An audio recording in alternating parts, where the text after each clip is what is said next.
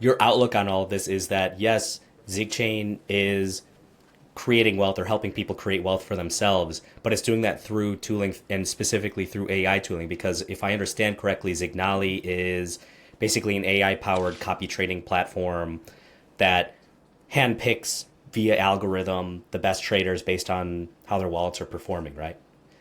So not wallets right now is a centralized product, right? So based on the parameters, so we have created something called Z-score, which looks at a lot of parameters, a lot of data in the trading that the way the wealth managers are doing, and they rate it accordingly. That's an AI element.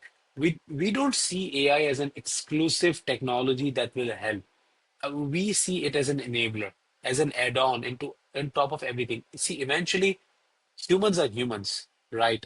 We are not saying, and okay, what we have also seen over the last 5 to 6 years that those traders that are algorithmic traders are far better performer than the manual traders. Okay, it's a very clear data set over millions of trades we have, and we can tell you that. AI is an advanced version of even of that, right?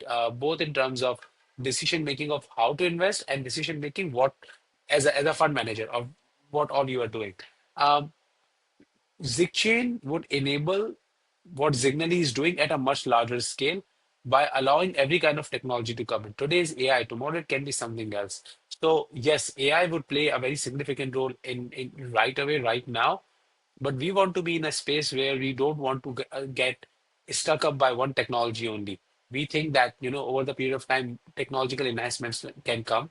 Okay, many aha moments gonna come, and we want our vision and our structure to be in a way that we should be agnostic to any of those changes. AI will play a very, very big part into it for sure.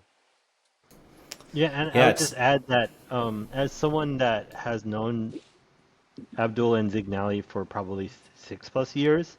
I Yeah, also think a big part, like a unspoken part of it, is just the user experience. Like everything Zignali does and ZigChain does has a focus on being easy to use for the user, and that's actually one of the toughest things about blockchains. Like first, the V1 version of Zignali was like a really good copy trading platform, and it helped give normal Web 2 users exposures to Web 3 in a way where you can see the scores of other traders and a bunch of stuff to really like it was the only thing I can see that could help hold people's hands. And I think the goal of like ZigChain is to continue just to be helpful. And as Abdul says, whether that's with AI or without AI, the yeah. bottom line is that they're in your corner trying to help you, which I think is pretty cool. And also, with the Lindy effect, for something like Zignali to still be here 6, 7, 8 years later, like I just want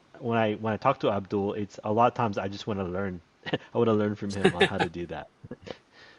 Yeah, sticking around is something that is the key, I believe. I come from a Web 2 background fundamentally, right? Obviously, what Mo just said about the customer experience, I think that is a very important point. Obviously, in the early days, we took a lot of help from him on this perspective as well. But yes, that's true that using blockchain scares people. When I talk to people in Web 2, yes, exchanges people can still start using it. Tell anyone to do a transaction on Uniswap, and you will see their face changing color. My brother, alongside myself, has been investing in crypto for last 10 years. Ask him to use Trust Wallet or do a transaction on Uniswap. He's gonna say, nope, not doing.